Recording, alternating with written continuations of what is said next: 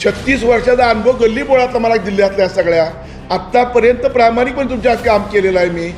तिथं त्यांना सुद्धा माहीत नसतं तुम्ही कोण नेमणार आहात तर मग थोडंसं वेदना होतात आम्हाला या.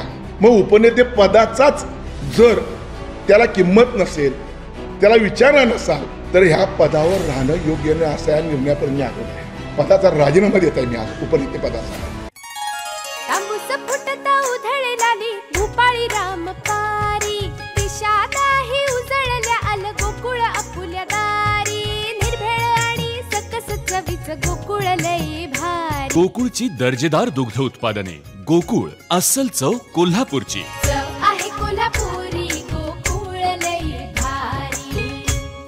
परवाची निवड ठीक आहे, उद्धव साहेबांचा अधिकारच आहे तो. निवड कुणाची करायची, पदमुक्त कुणाला करायचं हा त्यांचा अधिकार, दुमत नाही आहे. मी उपनेता झाल्यानंतर 1 वर्षापूर्वी सन्मान्य उद्धव साहेबांनी वरिष्ठांनी सांगितलं होतं आता कोणतं जिल्हा प्रमुख नेमायचं आहे. मान्यच आहे, हे रुटीन वर्क आहे. ते उपनेता निवडला तर जिल्हा प्रमुख निवडला जातो. माझं मत असं होतं, आमचं सगळ्याचं मत असं होतं, इच्छुक कोण होतं, हर्षद सूर्य होता, इच्छुक कोण होतं, राजू यादव होता, अवधूत होता, विराज होता.